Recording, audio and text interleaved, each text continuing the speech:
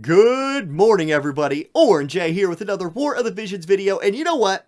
Final Fantasy VII collaboration has been over for a while, but thanks you to those shards that we just got because the Chocobo expedition was messed up, I finally gotten Barret to level 120 so I can do a little Barret review slash guide. And you know what? He's pretty cool. I think a lot of people slept on Barret during the event, but he brings some things to this game that the other Final Fantasy VII units did not bring. So if you have him and maybe you're feeling a little underwhelmed with him, let me show you how I've been using him and give you some tips, talk about his skills a little bit, all the Barret stuff. We're going to do that right now. Okay, let's start the video off with a battle. And this battle will give me a chance to kind of talk about what I think the core idea of Barret is. And it's through his innate bruiseriness and one of his support abilities. Let's start with that support ability. The support ability that Barret has, that not a lot of other units in the game have, including the Final Fantasy VII units, is hate. He has access to a turn 0 hate support ability. And this is really, really important because watch the enemy team. They're just going to kind of migrate towards Barret, which is really useful for keeping squishier units in your group like Victoria alive for a little longer. Yes, you can get unlucky and she can still, die to an AoE ability or something like that. But look how this fight's playing out. We have Laswell, who by the way has a shield on himself so he can kind of keep himself alive, next to Barret, who has some hate, while Victoria is streaking down the other side of the map. And this ability to mess with the enemy team's AI a little bit is really, really valuable. It is a big feather in Barret's cap. Now, will we win the fight? I don't know. This is not exactly an ideal squad for us to fight because their biggest damage dealer is a magic damage dealer, and Barret is really only good against physical units. But when you're rank 200 in arena, you kind of just have to fight whoever's in front of you, and this is who is in front of us. So we're gonna try it out. Now, the fight's going basically how we want it to, and it's another thing I want to talk about. It's actually fairly easy to play with Barret. He's an ice unit. Ice units tend to be sort of bruisers, right? Laswell is an evasion unit with a shield. Auron's a bruiser. Gilgamesh is kind of a bruiser. Both of those bruisers I'm talking about just got wrecked by magic damage because neither of them are anti-magic. But let's see what Victoria can do. Not enough. We're going to lose this fight, and that's fine. I think it showed off the ideas that I was trying to talk about with how Barret works. Now, let me put this on the screen right here. Here you see, take the load off of your shoulders. This is Barret's hate-raising support ability, and I really like to run this in almost all my Barret teams. Just like I said, to throw the enemy AI off their guard. Then you see Steel Skin Plus. This is a buff from his main job that is upgraded through his EX nodes. This is an attack and defense buff, and it lowers his AP consumption for 3 turns. I think these buffs, in my opinion, those are Barret's two most core skills. It does not define everything that he does, but I think they're really, really important for how you want to play as Barret. Now, we're jumping back into the client. I won that last fight, by the way. Don't question how it happened. Victoria 1v3, she dodged everything and we won the fight. That's definitely not a lie at all. It's definitely not a lie. But let's look at Barret a little bit closer right here. And I want to talk about the other thing that Barret does a really good job of. And that's his ability to disable the enemy team. And I don't mean actually disable, although he can do that, but a lot of his skills have some sort of status effect or debuff that they apply to the enemy. If you go into his gunner job here, Focus Shot Plus, this is a defense debuff. Maximum Fury, 3-hit attack. Chaining, helps your team do damage, also really good for PvE. Fire in the Hole, this is a healing debuff. Overcharge, an attack debuff. Steel Skin, we just talked about that buff. Point Blank, this is a courage remover. And I want to shout out here, if you pair Barret with Gilgamesh, you have the ability to both remove courage from the enemy and remove re-raise from the enemy with Kotetsu from Gilgamesh and with Point Blank from Barret. And the AI will prioritize doing that if they are in range and have the option of doing it. Now, with your talking about his sub-jobs, you have some options here. Let's start with his main job sub-job.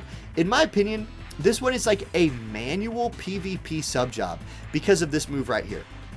Charge is a massive missile buff for 1 turn. So if you're playing on manual, you can use this buff right before you go attack the enemy, and then Barret can maybe be a little bit more of a damage dealer for you, because otherwise I'd say his damage is on the medium, like high medium side, especially for a gunner unit. He's really more of a bruiser than a pure DPS. Smackdown does give him an access to another damage type with striking, so you would have that as well in manual PvP if you went that route.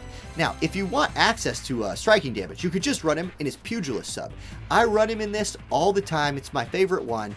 It just gives him punching attacks, right? Striking attacks, and that's a very hard damage type for the enemy to resist, and I really like my units having more than one damage type, so that's what you get from this one. Then, if you look at his gunner sub job, this is important because it increases his range a little bit and gives him access to arm shot. This is a disable, and disable is one of the like most devastating status effects in the game. So if you're going on like a bigger map, you want Barret to really play that role of enabling your group a little bit more, you can have him try and disable the enemy team by enabling his gunner sub job and, you know, making sure arm shot is turned on.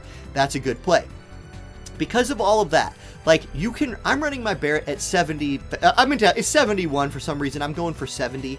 I actually don't think it's a terrible idea to boost his faith all the way up to 97. That will increase his chance of inflicting some status effects, but make him a little bit more susceptible to magic damage. So there's a little give and take there, but that's how you think about that. Now, his support abilities. Lifesaver, I really like this one if you're going for that bruiser build. It gives him defense and critical evasion. Really, really nice, especially with all the clouds running around out there. If we look at the rest of them, I don't really like Missile Mastery. Warrior Spirit's pretty good. Attack and HP are you know, good for him. Concentrate, again, if you're going for that big range, disabling Barret, another 2 range, hey, you can live with that. And then Flurry Enhancement, I haven't even leveled up. For reaction ability, I just read Enraged Counter. Again, it has a little bit of range to it, and it's another debuff. An agility debuff would be kind of nice for a counter ability. That's the like breakdown there. Now, let's go into another fight. I want to show off another team comp with Barret and kind of talk about another way you can just play him. Okay, now, one of the great things about Barret and about Ice in general is the element is full of bruiser units, like I was saying earlier. Here on the screen, you see Valentine's Day Salier. She's got that physical shield. She's really good against physical units, and she does a lot of damage. Laswell has access to that shield, so he can kind of like take care of himself in that way, and then he does a bunch of damage. Barret, a physical bruiser, lots of defense with a respectable amount of damage. So you can run these kind of comps right here, where your whole point is just like run at the enemy, be able to take some damage, and then a cool part of Barret kicks in, where because he's ranged, your shorter range units, like your Laswells, your Orange, your any of your melee units you're running him with, the enemy might like hit them once, and then if they live, they see this Barret in the back line with hate, and they might just like leave your frontline unit, like your Orange on the front line, and be like, you gotta chill for a second, I gotta go kill that Barret in the back line. So a really fun team to run with Barret is like Ice Bruisers or something like that. And you have a lot of options. Gilgamesh has a shield. He can be kind of a bruiser. Agrius is a tank. If you have Fryevia built up, oh my god, Fryevia works really well with this dude. Like, Fryevia's just such a good unit anyway. Ornn, I already mentioned him. Velric, really good option. If my Velric was built up, I guarantee you I'd be slotting him into this group. So let's watch this group play out. I'm going to use Salier and Laswell, 2 of my like better leveled up Ice. I'm not going to call Laswell a bruiser, but he's a little bit sustainable. And we're going to throw ourselves at another Ice team here and just kind of see like how this plays out.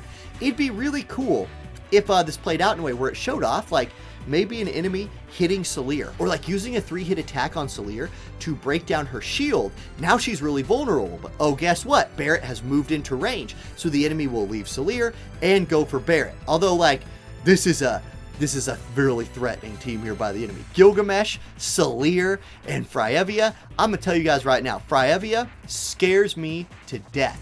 That chick is good. She's good. Like, just put that in your books. AJ said Fryevia is good. Anybody who says she's not is wrong.